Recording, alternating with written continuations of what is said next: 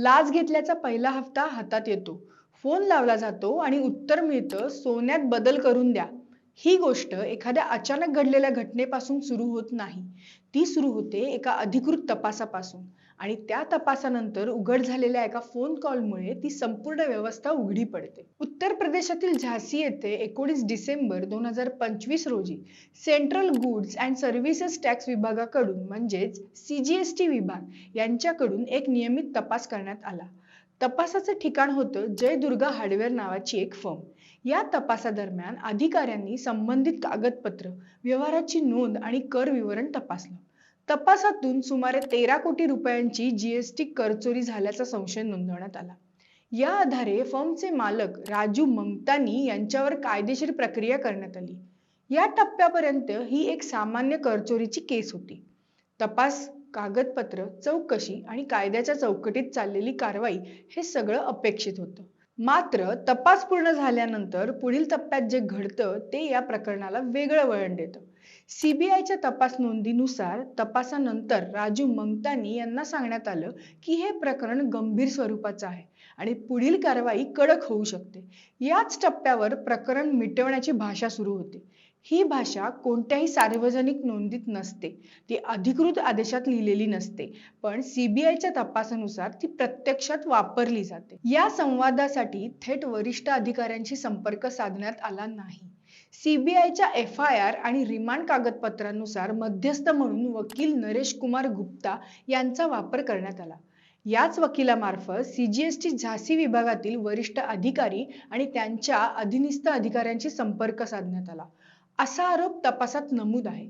या टप्प्यावर लाचेची मागणी करण्यात आली. CBIच्या अधिकृत नोंदीनुसार लाचेची एकूण रक्कम 1.5 कोटी रुपये ठरवण्यात आली. यामधील पहिला हप्ता म्हणून 70 लाख रुपये स्वीकारण्याचं ठरवण्यात आलं. इथे एक महत्त्वाची बाब तपास कागदपत्रात स्पष्टपणे नमूद आहे. ही रक्कम थेट रोख स्वरूपात ठेवण्याऐवजी ती सोन्यात रूपांतरित करण्याबाबत चर्चा झाली, असं CBIच्या तपासात नमूद आहे. हे कोणाचा अनुमान नाही, तर तपास नोंदीमध्ये आलेली माहिती आहे. याच मुद्द्यावरील पुढील घटनाक्रम निर्णायक ठरू शकतो. या प्रकरणाची माहिती मिळाल्यानंतर केंद्रीय अन्वेषण ब्युरो या तपास यंत्रणेने हस्तक्षेप केला. 30 डिसेंबर 2025 रोजी CBIने सापळा रचला. ठरल्याप्रमाणे पहिला हप्ता म्हणून 70 लाख रुपये दिले जाणार होते. CBIच्या अधिकाऱ्यांच्या उपस्थितीत आणि त्यांच्या नियंत्रणाखाली हा व्यवहार घडवून आणण्यात आला. यावेळी CGSTचे सुप्रिंटेंडंट अनिल तिवारी आणि अजय कुमार शर्मा हे 70 लाख रुपये स्वीकारताना रंगेहात पकडले गेले. ही अटक घटनास्थळीच करण्यात आली आणि ही बाब CBIच्या अधिकृत निवेदनात नमूद आहे. या अटकेनंतर चौकशीचा पुढचा टप्पा सुरू होतो. चौकशी दरम्यान या दोन्ही सुप्रिंटेंडंट्सकडून मिळालेल्या माहितीतून वरिष्ठ अधिकाऱ्यांचा सहभाग असल्याचा संशय व्यक्त करण्यात आला. याच चौकशीत CGST झाशीच्या डेप्युटी कमिशनर प्रभा भंडारी यांचं नाव पुढे आलं. प्रभा भंडारी या 2016 बॅचच्या IRS अधिकारी म्हणून त्यावेळी झाशी येथे डेप्युटी कमिशनर म्हणून कार्यरत होत्या. याच टप्प्यावरती तो फोन कॉल होतो, जो या संपूर्ण प्रकरणाचा केंद्रबिंदू ठरतो. CBIच्या अधिकृत तपास नोंदीनुसार अनिल तिवारी यांना प्रभा भंडारी यांना फोन करण्यास सांगण्यात आलं. हा फोन कॉल CBIच्या नियंत्रणाखाली करण्यात आला होता. कॉल रेकॉर्ड करण्यात आला आणि संभाषण स्पीकरवर झालं अशी नोंद तपास कागदपत्रांमध्ये आहे. या कॉलमध्ये काय बोलण्यात आलं याबाबत CBIने आपल्या नोंदीमध्ये शब्दशः नमूद केलं आहे ते इतकंच. अनिल तिवारी यांनी सांगितलं की ठरलेली रक्कम पार्टीकडून मिळालेली आहे. यावरती प्रभा भंडारी यांचं उत्तर काय होतं याबाबत CBIच्या कागदपत्रांमध्ये स्पष्ट उल्लेख आहे. त्या म्हणाल्या की ही रक्कम सोन्यात रूपांतरित करण्यात यावी आणि त्यानंतर ती त्यांना दिली जावी. हे वाक्य तपासासाठी अत्यंत महत्त्वाचं ठरलं, कारण या संवादातून रकमेची माहिती, व्यवहारावरील नियंत्रण आणि पुढील निर्देश याबाबत स्पष्टता मिळते, असा CBIचा दावा आहे.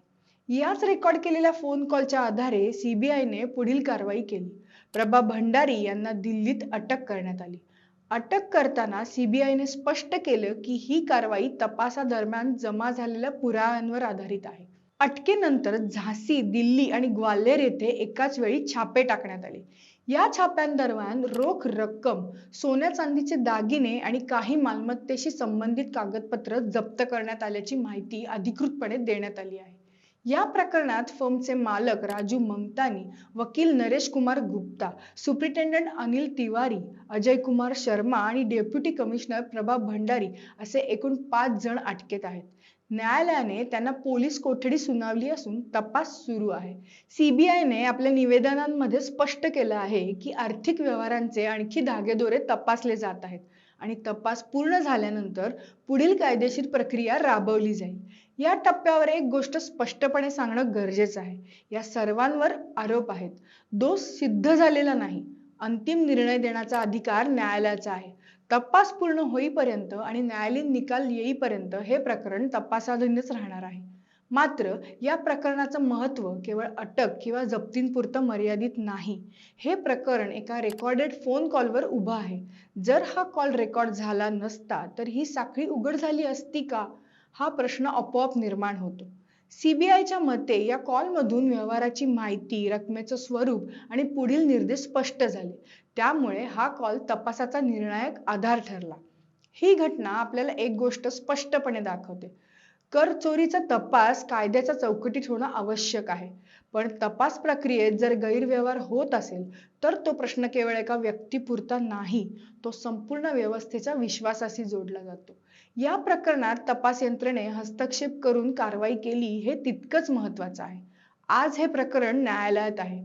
पुढील तपासातून आणखीन तथ्य समोर येतील. दोष सिद्ध झाला तर शिक्षा होईल आणि सिद्ध झाला नाही तर संबंधितांना दिलासा मिळेल. तो अधिकार न्यायालयाचाच आहे. पण इतकं नक्की आहे की ही केस अफवांवर नाही, चर्चांवर नाही तर रेकॉर्डेड कॉल, रोख व्यवहार आणि अधिकृत जप्तीवर उभी आहे. आता प्रश्न उरतो तो एवढाच, अशा घटना आपल्या कर प्रणालीत पारदर्शकतेबरोबर आपल्याला काय सांगतात आणि नागरिक म्हणून, कर भरणारा म्हणून आपण यातून काय समजून घ्यायला हवं? हा निर्णय देण्याचा विषय नाही तर हा विचार करण्याचा विषय आहे. भेटूया नवीन व्हिडिओत नवीन विषयासोबत. या बोलूया.